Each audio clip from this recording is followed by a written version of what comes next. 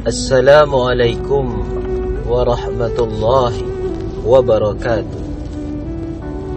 Alhamdulillahi rabbil alamin. Wassalatu wassalamu ala asrafil anbiya'i wal mursalin wa ala alihi wa sahbihi ajma'in. Ashhadu an la ilaha illallah wa ashhadu anna Muhammadan abduhu wa rasuluh. Wa qala Allah ta'ala fil Qur'anil Karim.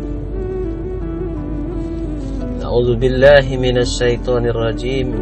Ya ayyuhallazina amanu taqullaha haqqa tuqatih wa la tamutunna illa wa antum muslimun.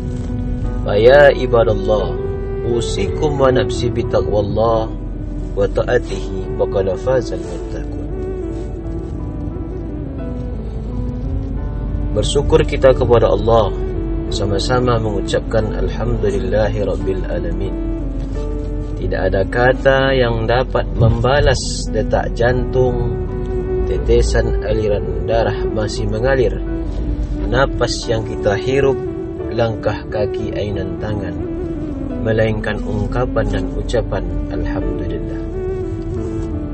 Bersolawat kita kepada Rasulullah dengan melapaskan ucapan Allahumma salli ala Sayyidina Muhammad wa ala ali Sayyidina Muhammad.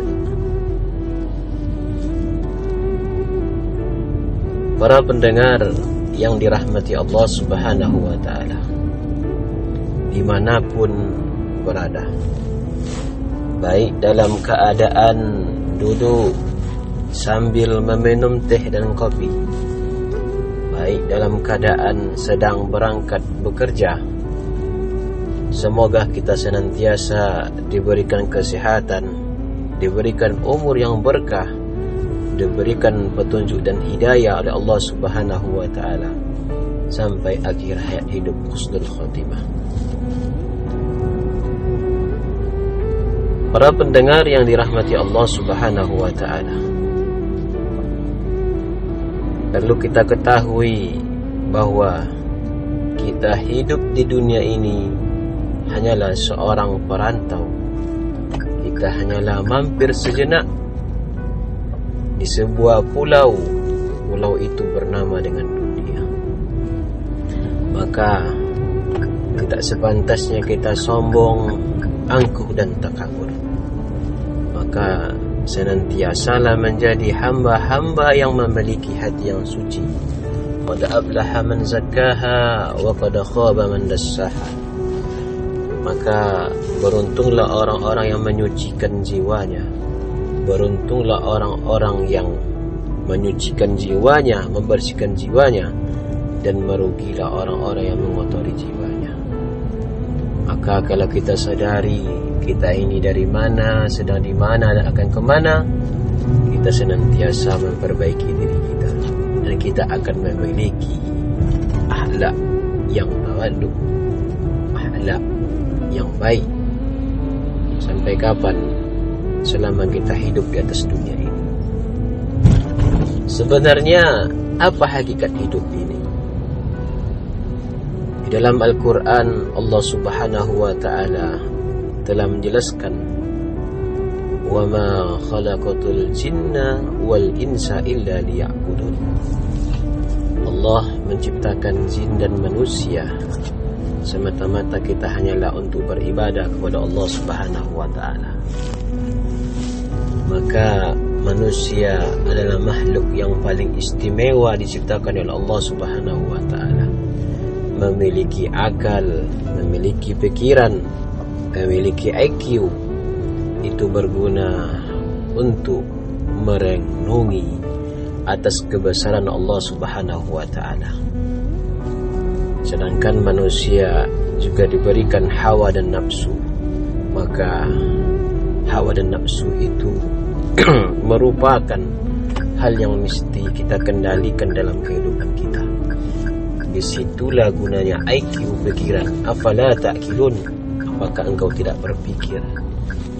Kalaulah kita telah berpikir, bisa membedakan mana yang baik, mana yang buruk, mana yang hak, mana yang batil, situ kita akan terselamatkan di atas dunia ini. maka kehidupan kita mesti diisi dengan ibadah. Kalaulah kita bangun di sepertiga malam, sempat berwudu, solat sunat taubat, memohon ampun kepada Allah Subhanahu wa taala. Solat sunat tahajud 2 rakaat, solat sunat hajat 2 rakaat, memohon petunjuk dan hidayah dari Allah Subhanahu wa taala. Kemudian diisi dengan istighfar, beristighfar kepada Allah Subhanahu wa taala. Astaghfirullahalazim allazi la ilaha illa huwal hayyul qayyum wa atubu ilaih. Mengingat dosa-dosa yang pernah kita lakukan, baik disengaja ataupun tidak. Baik dosa itu pernah kita lakukan di masa muda, bahkan di masa tua. Baik dosa itu dilakukan pada siang dan malam, hanya kepada Allah lah kita dapat memohon ampun. Beristighfar, memohon ampun, berzikir kepada Allah Subhanahu wa taala. Sebaik-baik zikir adalah afdalul zikri fa'lam annahu la ilaha illallah. La ilaha illallah. La ilaha illallah. La ilaha illallah. Kalau itu kita lakukan, sehabis itu kita pergi solat subuh berjamaah ke masjid, ke musallah dekat dengan rumah. Kita langkahkan kaki, kita ainkan tangan. Itu adalah bernilai pahala di sisi Allah Subhanahu wa taala. Masuk ke dalam masjid, syaitan azan berkumandang, hayyalas salat. Marilah kita solat. Hayyal falah. Mari menuju kemenangan. As-salatu khairum minan naum. Bahwasanya solat itu lebih baik daripada tidur. Masuk ke masjid, membaca doa Allahumma tafli abwaaba rahmatika. Kemudian salat fajar 2 rakaat, salat subuh secara berjamaah. Habis itu berzikir, beristighfar dengan Allah Subhanahu wa taala. Sehabis itu kita pulang kembali lagi kepada rumah yang kita bentuk. Kita mencari arsitekturnya. Di situ kita tinggal bersama istri tercinta, bersama anak penyejuk hati, pelipur lara. Sampai di rumah membuka Al-Quran, membaca surat Al-Waqiah, membaca surat Yasin. Itulah yang akan menolong kita di hadapan Allah Subhanahu wa taala. Habis daripada itu, perjalanan hidup itu kita lanjutkan. Halalan thayyibah. Allahumma innaka ilman nafi'an wa rizqan thayyiban. Wa rizqan thayyiban. Kita meminta kepada Allah rezeki yang halal lagi baik, rezeki yang halal lagi barakah. Kita mencari nafkah yang halal sesuap nasi demi keluarga tercinta, untuk biaya pendidikan agar anak-anak bisa bersekolah. Anak-anak yang bisa bersekolah karena rezeki yang halal, InsyaAllah akan memberikan keberkahan dalam kehidupan kita. Dia akan menjadi anak yang soleh-soleha. Dia akan menjadi anak qurrata a'yun, sejuk dipandang mata, penyejuk hati, penenang jiwa. Ketika kita tiada nantinya, mereka yang akan mendoakan kita, mereka yang akan membacakan doa ibu bapa, Allahumma ghfirli zunubi wali walidayya warhamhuma kama rabbayani shaghira. Pergi mencari nafkah yang halal, pulang di waktu sore dengan senyuman bahagia, melihat istri tercinta, anak yang kita sayangi. Sampai di rumah, kita baca surat Al-Asr. Wal asr innal insana lafi khusr illa allazina amanu wa amilus solihati wa tawasaw bil haqqi wa tawasaw bis sabr. Demi masa, sesungguhnya manusia itu benar-benar dalam kerugian kecuali orang-orang yang beriman, beramal soleh. Beramal soleh itu ada tujuan dari kehidupan. Beribadah, beramal soleh,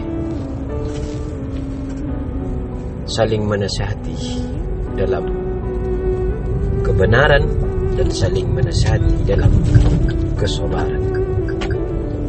Maka jikalau kita lakukan hal yang demikian, berarti hidup kita akan penuh dengan keberkahan. Allahumma ihdinas siratal mustaqim. Ya Allah, tunjukilah kami jalan yang lurus ya Allah.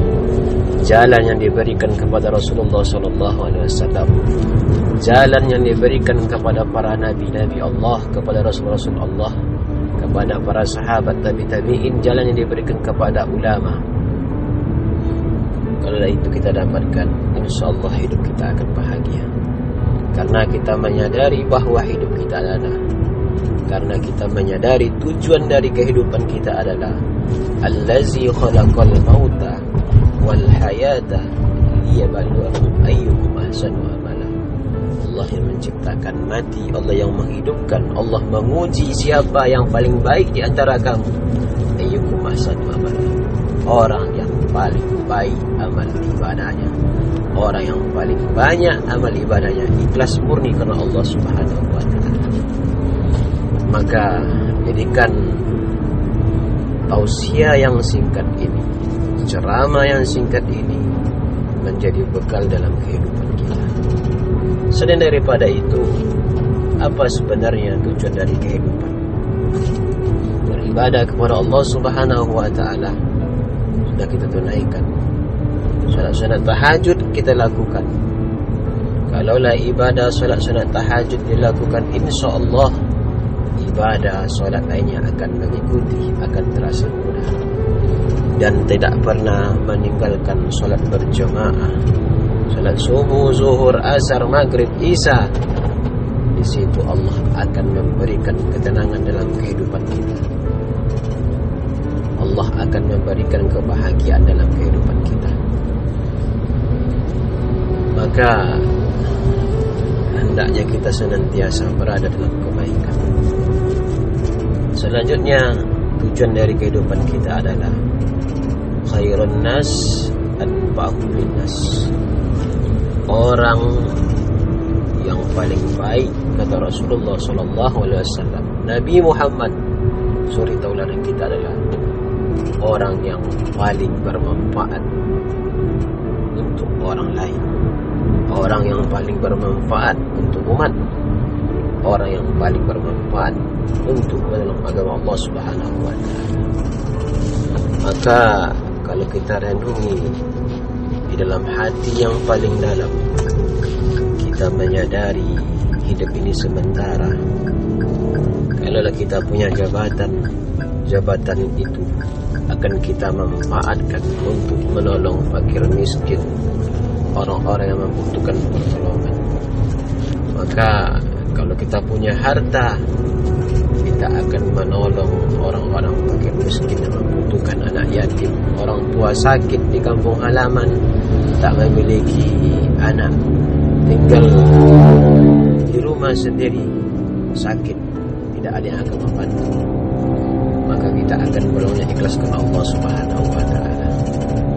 Jadilah manusia bermanfaat, jadilah manusia yang meringankan, jadilah manusia yang memudahkan urusan orang lain. Kalau kita mudahkan urusan orang lain, Allah akan memudahkan kehidupan kita. Banyak yang mesti kita bisa lakukan. Kita tidak kaya, kita sederhana, apa yang mesti kita lakukan? Allah memberikan amanah hidup. Orang yang hidup di atas dunia ini pasti memiliki kelebihan dan pasti memiliki kekurangan. Dengan kelebihan itulah kita menjadi manusia bermanfaat. Misalnya saja, tak bisa kita membantu dengan ekonomi, kita bisa membantu dengan pikiran. Kita bisa membantu dengan pikiran, kita bisa membantu dengan tenaga. Tak bisa kita membantu dengan tenaga, setidaknya kehadiran kita melembutkan hati orang.